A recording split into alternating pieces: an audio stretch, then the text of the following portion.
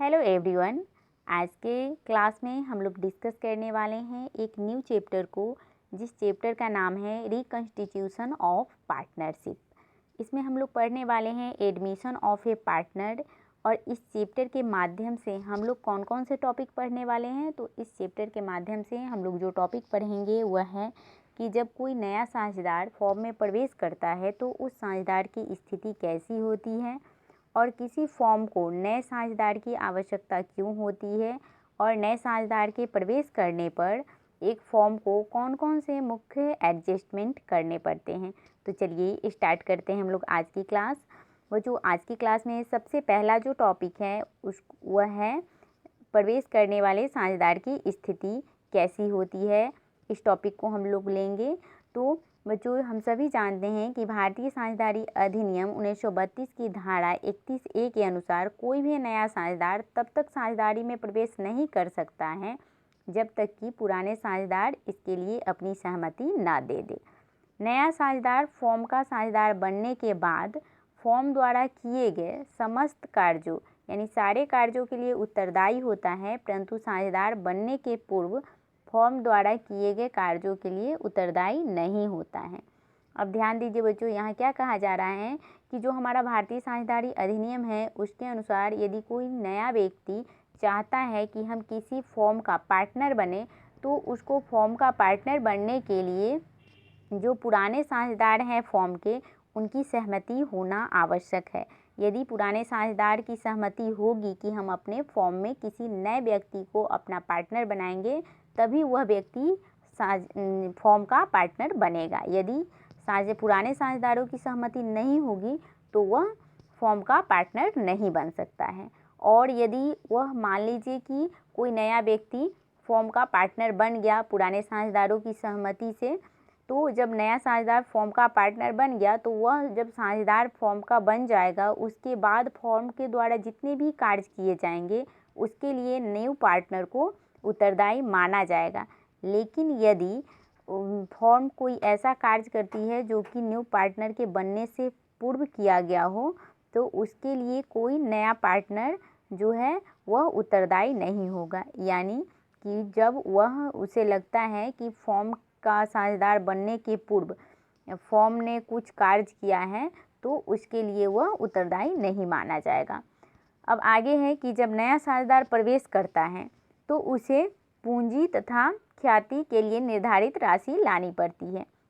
अब देखिए बच्चों, यहाँ क्या कहा जा रहा है कि जब कोई न्यू पार्टनर फॉर्म में प्रवेश करता है तो वह अपना जो फॉर्म में न्यू पार्टनर बनने के लिए वह अपने साथ क्या लाता है, कैपिटल और गुडविल के लिए जो भी फॉर्म निर्धारित करती है राशि कि न्यू पार्टनर को देना है, वह राशि लाता है। क्यों लाता है? क्योंकि यहाँ पर जब कोई न्यू पार्टनर फॉर्म में प्रवेश करता है तो प्रवेश करने पर जो फॉर्म के पुराने पार्टनर है वह अपना हिस्सा कुछ त्यागते हैं। किसके लिए? न्यू पार्टनर के लिए। तो इसी के बदले में जो न्यू पार्टनर है वह अपने साथ कैपिटल और गुडविल के लिए कुछ अमाउंट लाते हैं। और जब यह अमाउंट ले आते हैं तो इनको फॉर्म के जितने भी एसेट्स हैं उनमें हिस्सा लेने का राइट मिल जाता है, और साथ ही वह व्यवसाय के लाभ में भी हिस्सा पाने के अधिकारी हो जाएंगे। यानी जब उनके द्वारा निर्धारित राशि चुका दी जाती है फॉर्म को, तो वह व्यवसाय के जितने भी एसेट्स हैं उनमें हिस्सा लेंगे, और साथ ही जो बिजनेस है उसका जो भी प्रॉफिट होगा उसमें वह हिस्सा लेने का राइट रखते हैं। आई होप कि आपको यह टॉपिक समझ में आ गया होगा। हम लोगों ने अभी देखा कि जब कोई नया साझेदार फॉर्म में प्रवेश करता है तो उसकी स्थिति कैसी होती है। अब नेक्स्ट जो टॉपिक है हम लोग का वह है साझेदार के प्रवेश का प्रभाव। यानी कोई न्यू पार्टनर यदि फॉर्म में प्रवेश करता है तो उसका प्रभाव क्या पड़ता है। तो देखिए बच्चों, अब इस टॉपिक को हम लोग पढ़ेंगे कि कोई न्यू पार्टनर जब फॉर्म में प्रवेश करता है तो इसका प्रभाव क्या क्या होता है। तो नए साझेदार के प्रवेश के कारण साझेदार के संबंधों में परिवर्तन हो जाता है, और क्या होता है कि साझेदारी फॉर्म का पुनर्गठन हो जाता है। अब जब कोई नया साझेदार फॉर्म में प्रवेश करते हैं तो साझेदारों के बीच जो आपसी संबंध होता है उस संबंध में परिवर्तन आ जाता है, जिसके कारण जो फॉर्म होती है वह पुनर्गठित हो जाती है। उसके बाद दूसरा प्रभाव यह पड़ता है कि फॉर्म में साझेदारों की संख्या बढ़ जाती है। तो जैसे कि मान लीजिए कि फॉर्म है, उसमें पहले 4-5 साझेदार थे और कोई न्यू पार्टनर आ गया तो स्वाभाविक है कि उनकी संख्या जो होगी, पार्टनर की संख्या, वह बढ़ जाएगी। उसके बाद तीसरा प्रभाव यह पड़ता है कि नए साझेदार को फॉर्म के भावी लाभों में हिस्सा पाने का अधिकार प्राप्त होता है और इस अधिकार प्राप्त करने हेतु उसे अपने हिस्से के लिए ख्याति यानी प्रीमियम लानी पड़ती है। अब यहाँ कहा जा रहा है कि कोई भी नया साझेदार जब चाहता है कि वह बिजनेस में होने वाले लाभों में हिस्सा प्राप्त करने का उसे अधिकार प्राप्त हो, तो इस अधिकार को प्राप्त करने के लिए जो न्यू पार्टनर है वह अपने हिस्से की ख्याति लाता है और वह फॉर्म को देता है। उसके बाद चौथा प्रभाव यह पड़ता है कि ख्याति की राशि नगद में लाई जाती है, यानी जो गुडविल का अमाउंट जो न्यू पार्टनर लाते हैं वह कैश में लाते हैं या फिर नकद राशि लाने में यदि मान लीजिए वह असमर्थ रहने पर वह पूंजी खाते के माध्यम से इसका समायोजन किया जाता है। ख्याति की राशि का विभाजन पुराने साझेदारों में उनके द्वारा किए गए त्याग के अनुपात में किया जाता है। अब देखिए बच्चों, यहाँ कहा जा रहा है कोई न्यू पार्टनर है और वह फॉर्म में प्रवेश करना चाहते हैं तो अपने साथ जो गुडविल का अमाउंट लाएंगे वह नकद में लाएंगे यानी कैश में लाएंगे। लेकिन यदि वह नकद राशि लाने में यानी कैश अमाउंट को लाने में असमर्थ हैं तो इसके लिए भी एक प्रावधान किया जाता है कि जो पार्टनर हैं, न्यू पार्टनर हैं, उनके पूंजी खाते के माध्यम से यानी जो उनका कैपिटल अकाउंट बनाएंगे हम लोग, तो उसके माध्यम से हम लोग इस राशि का एडजस्टमेंट कर लेते हैं। और साथ ही जब ख्याति की राशि का अगर मान लीजिए कि कोई पार्टनर हैं, उन्होंने फॉर्म में गुडविल के लिए कुछ अमाउंट लाया, तो जो यह अमाउंट लाएंगे यह किस अनुपात में साझेदारों के बीच डिस्ट्रीब्यूट किया जाएगा, तो यह जो पुराने साझेदार है फॉर्म के लिए, चूँकि कोई नए साझेदार फॉर्म में गुडविल का अमाउंट लाते हैं तो यह अमाउंट पुराने साझेदारों में बांट दिया जाता है। तो यह किस अनुपात में बांटा जाएगा, तो यह पुराने साझेदारों के पुराने अनुपात में ही बांटा जाएगा। जितना वह पुराना साझेदार त्याग करते हैं वह उनके पुराने त्याग अनुपात में बांटा जाएगा। अब देखिए बच्चों, यहाँ समझ लीजिए कि जैसे मान लीजिए कि एक फॉर्म में एक्स वाई पार्टनर हैं और एक जेड पार्टनर है, ठीक है। अब जेड पार्टनर गुडविल का अमाउंट लाए, ठीक है, गुडविल का अमाउंट लाए वह, तो गुडविल का अमाउंट जब वह लाए तो यह किसके बीच डिस्ट्रीब्यूट होगा, एक्स और वाई के बीच होगा। तो यह एक्स ने जेड के लिए जितना त्याग किया उतना उनको गुडविल में हिस्सा मिलेगा गुडविल की राशि में, और वाई ने जितना त्याग किया उतना वाई को गुडविल का हिस्सा प्राप्त होगा। यानी कि जब न्यू पार्टनर गुडविल का अमाउंट लाएंगे तो पुराने साझेदारों में उनके द्वारा किए गए त्याग के अनुपात में गुडविल का अमाउंट का डिस्ट्रीब्यूशन किया जाएगा।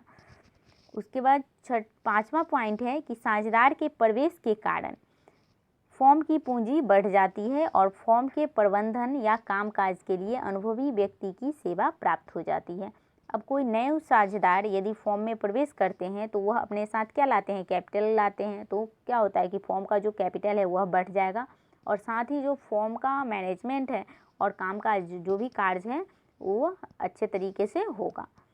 छठा प्रभाव यह पड़ता है कि प्रतिष्ठित एवं प्रभावशाली व्यक्ति के साझेदार के रूप में प्रवेश से फॉर्म की ख्याति भी बढ़ जाती है। यदि साझेदार जो है वह प्रतिष्ठित है और वह एक प्रभावशाली व्यक्ति है जो कि व्यवसाय का अच्छे तरीके से संचालन कर सकता है, व्यवसाय के ग्रोथ में मदद कर सकता है, तो इससे क्या होता है कि फॉर्म की जो ख्याति होती है यानी गुडविल होती है वह बढ़ जाती है।